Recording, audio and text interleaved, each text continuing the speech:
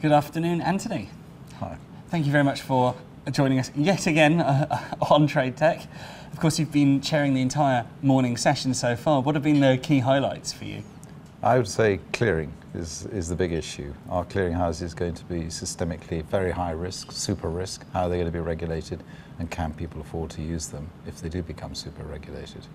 And what do you think the key sort of winning arguments have been so far? Well, I think there's a lot of pragmatism around. There's a sense of, costs will go up, but maybe we have to live to that. But there's a real awareness that it can all go too far, and that, as I said earlier on at the beginning of the conference, there are a number of tipping points that we're getting very close to in terms of market functionality, market costs, market liquidity, those sort of things. And I know from this morning's session that one of the very first ones, a lot of people were talking about regulatory arbitrage. And I thought there were some very interesting points that were brought up there. A lot of the unintended consequences and implications brought about by that, and whether or not it's actually a loophole or whether it's simply doing what you're supposed to do ultimately and using the markets to their fullest. Well, businesses have a priority to keep their costs down, to operate in the most friendly environment they can find. So the idea that somehow this is all about loopholes, I think, is to put the wrong kind of language in there. It's actually them exercising their proper business discretion, like they would with employment law, tax law, or all sorts of other things. Or maybe they just like the theatres in London. Whatever the reason is, they should be allowed to move around their businesses. As long as I say, the underlying fact behind this is that most of the regulators in most of the jurisdictions are hooked in to the standards that are being set, and indeed to the IOSCO principles for securities regulation. This, I suppose, goes back to the financial crisis in general and all the finger pointing that has been over the last few years. It's one of those things where it seems like loophole is a word that's being used in order to try and apologise on behalf of the bank, saying, was them exploiting the regulations that were out there and doing their bit to get around it. But ultimately, I think a lot of people are starting to wake up to the idea that you can't expect institutions whose jobs are to make money to then deliberately do things to try and curtail that. And as governments and as regulators, they have a duty, in fact, to put those guidelines in place if they don't want people to do certain things. And if those institutions do want to do them, they'll find a way to make that happen within the bounds of the law. Absolutely, but they will also balance up the fact that good regulation, effective regulation, is important for them in their dealings with their customers. So if you do exercise regulatory arbitrage and choose another business location, it's not going to be a dive to the bottom. You're not all going to rush off and set up in Panama or somewhere. You will look to the more established centres which are well regulated, but where the cost of regulation is justifiably and significantly less. So Singapore is one venue, Switzerland was another venue. I mean, there are a number of these venues around. So the argument that by facilitating regulatory arbitrage we're encouraging a dive to the bottom just is not true. And even if it is so much a dive to the bottom, does it maybe do the reverse and actually allow other markets that have as yet not been able to grow in the way that they wanted to, gives them more opportunities to do so?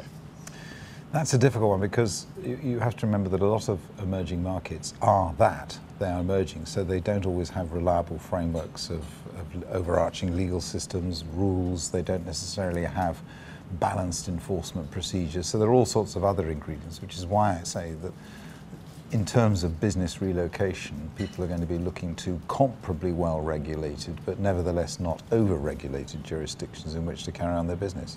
And that goes to their credibility with their customers as well. And I was also thinking earlier, is there maybe an argument that by regulators monitoring firms, exercising regulatory arbitrage, that they effectively become sniffer dogs almost for them, that they help them iron out those creases in international standards by watching where those people are going, and it helps them sniff out those things that they actually want to enforce? Again, I'm not sure that's true, and the reason that I don't quite buy into that argument is if you look at the Asia-Pacific countries, for example, they are very keen to grow the business. If you look at the transatlantic market space, you wouldn't find those same business tensions between the EU and the US, but you will certainly find them between Asia-Pacific. So that's an additional card that comes into play that doesn't exist quite so much in the transatlantic marketplace. And that means that those Asia-Pacific countries will be looking very closely at the balance between business immigration and the regulatory cost burden they're placing on their targets to come and set up in their countries.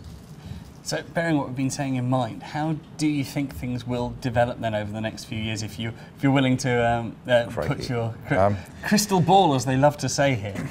I think business will continue to get very globalised, so it means that you'll probably see more salami slicing of areas of business being relocated elsewhere, rather than very big whole-scale moves, because a lot of the big institutions have sunk serious infrastructure into London, have a serious cost base here. They have a huge pool of talent that's quite difficult to find elsewhere for the very big institutions.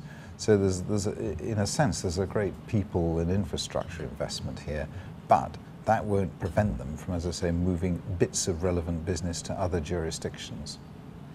I can't help but think as well, there was this talk of global regulations in order to try and plug up the gaps, and in some ways it seems inevitable that there will need to be a more solid global framework, even as difficult as that may be to achieve. But equally, there seems to be a contradiction between that and people saying, well, we also need very localised regulations so that we also have choice within that. And it seems like it's going to be probably impossible to come up with a system that both works for everyone globally and allows people to feel comfortable in what they're doing, to mitigate that risk, but at the same time allow people freedom of choice. And I'd be interested to see where that then develops into. Look, you will never have a single set of global rules. I mean, that's just not going to happen. And even if you did, you can set standards globally, but you can't apply and implement rules on a global basis. You certainly can't enforce them on a global basis, and nor can you supervise them on the ground. And even in Europe, you've got this distinction between the day-to-day supervisors and the competent authorities in Europe, who are the competent authorities across the member states on the one hand, and then you've got our standard-setting body, which is essentially ESMIR and the other European supervisory authorities on the other. So there will always be that distinction of local enforcement, local supervision, but perhaps more regional setting of rules. Well, thank you very much for taking the time, Anthony. It's always a pleasure. And unfortunately, we have run out of time for this particular interview, but I'm sure I will catch up with you again at a future Trade Tech. That's fine. Cheers. Thank you very much.